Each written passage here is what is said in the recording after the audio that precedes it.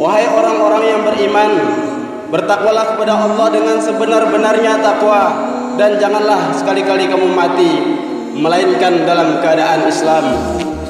Wa qala ta'ala, wa lanabluwannakum bisyai'in minal khawfi wal ju'i wa naqsin minal amwal wal anfusi wath thamarat wa basyirish sabirin.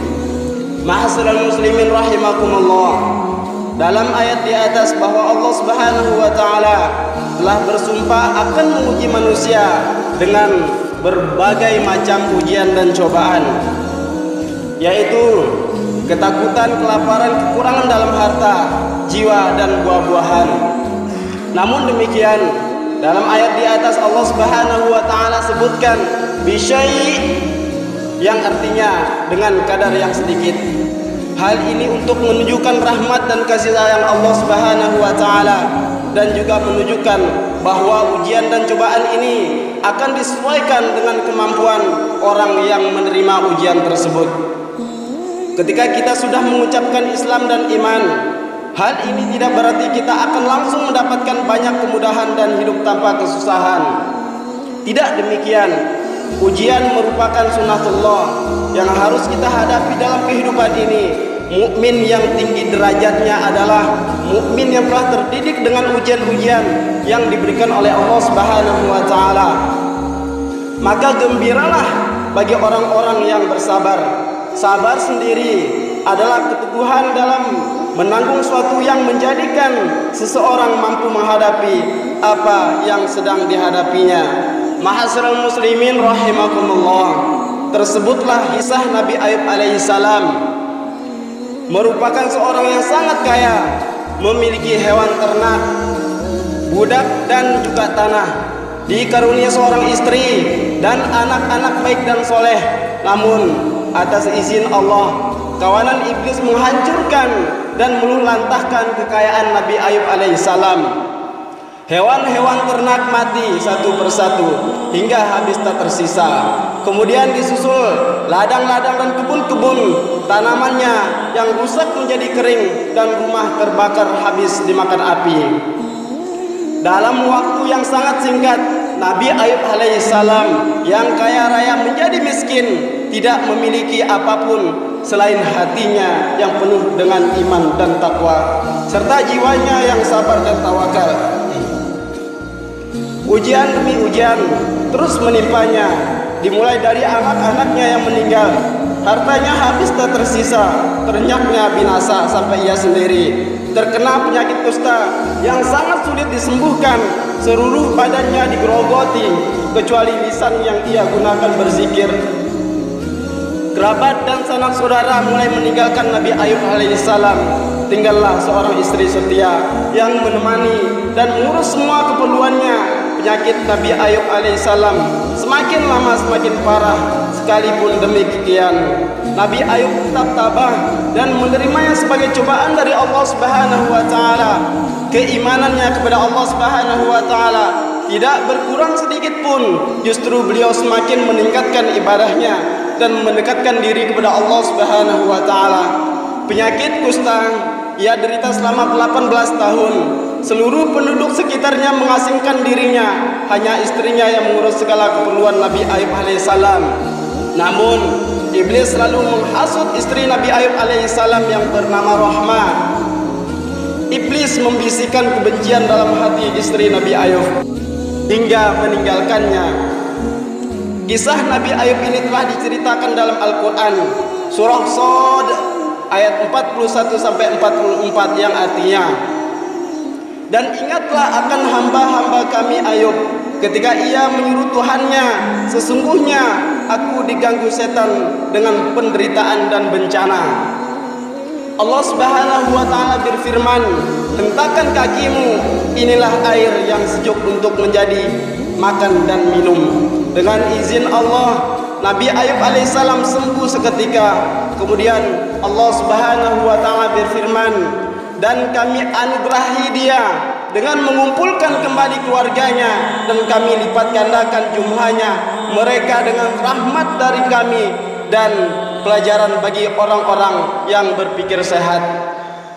Apa hikmah yang bisa diambil dari kisah ini? semakin besar ujian, semakin besar pula hikmah dan pahalanya. Allah rindu dengan tangisan kita, Allah rindu dengan khusyuknya kita. Ujian yang membuat kita semakin kuat, ujian yang membuatkan kita semakin dewasa. Sebesar apapun ujian yang kita hadapi, serahkan semuanya kepada Allah Subhanahu wa taala. Keluhkanlah kepada Allah Subhanahu wa taala, maka ujian dan musibah sebesar apapun akan terasa ringan.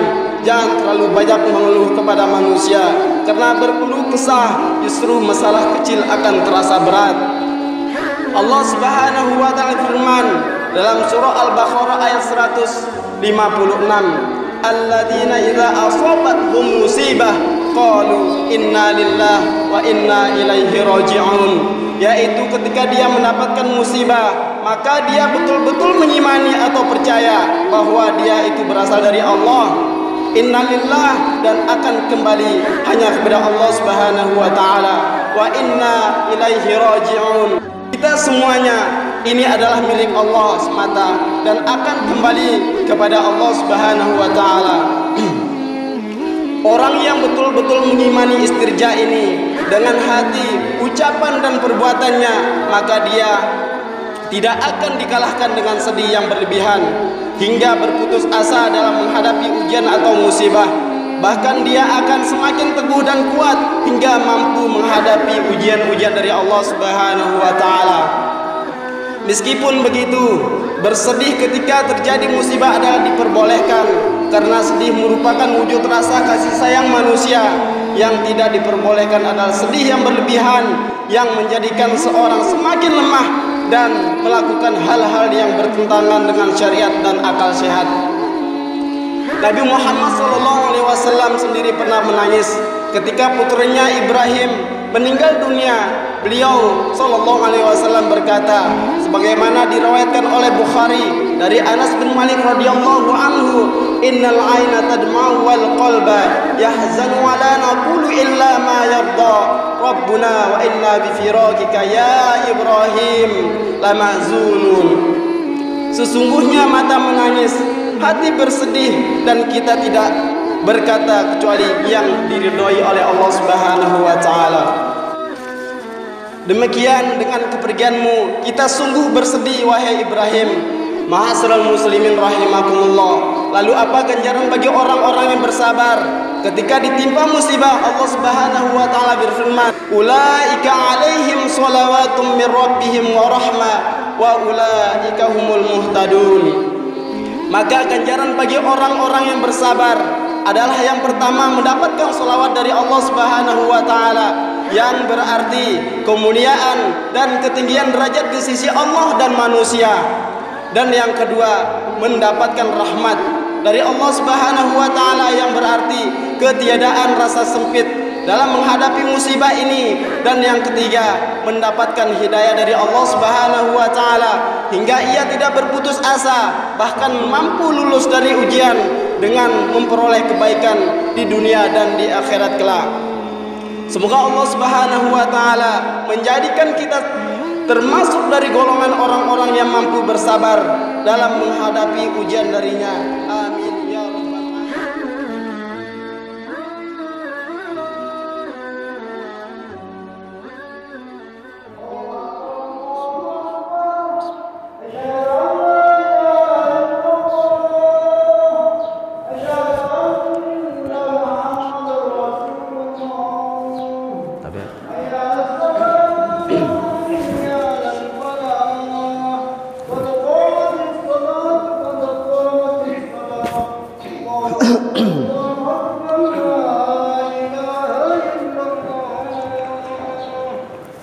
La ilaha illallah Muhammadur Rasulullah sallallahu alaihi wasallam. Sufufakum fa inna taswiyatas saffa min tamamis salat. Salatul jamaah rahimakumullah. Astaghfirullah. Astaghfirullah. Astaghfirullah. Allahumma la ilaha illa anta salli. Allahu Akbar.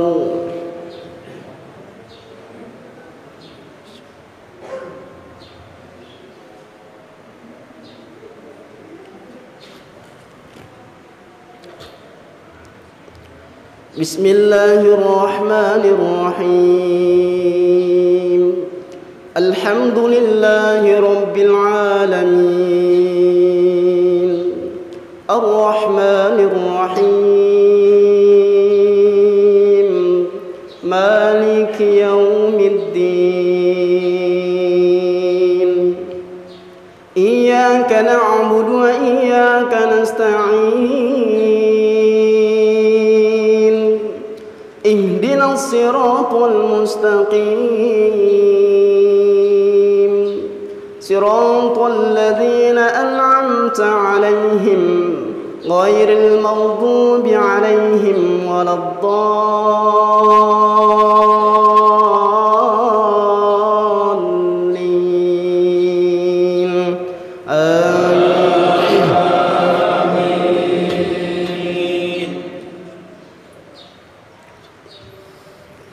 Bismillahirrahmanirrahim. Qul ya ayyuhal kafirun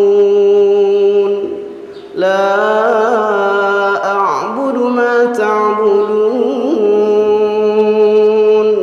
wa la antum 'abiduna ma a'budu wa la ana 'abidun ma 'abadtum wa la antum 'abiduna ma a'budu lakum dinukum waliyadin. Allahu akbar. Bismillahirrahmanirrahim. Alhamdulillahi rabbil alamin. Ar-Rahmanir Rahim. Maliki yaumiddin. Iyyaka na'budu wa iyyaka nasta'in. Ihdinas siratal mustaqim. Siratal ladzina an'amta 'alaihim ghairil maghdubi 'alaihim waladdallin. Amin.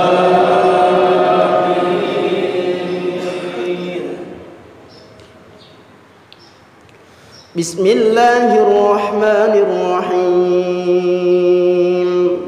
Qul a'udzu birabbin nas, malikin nas, ilahin nas, min syarril waswasil khannas, alladzi yuwaswisu fi sudurin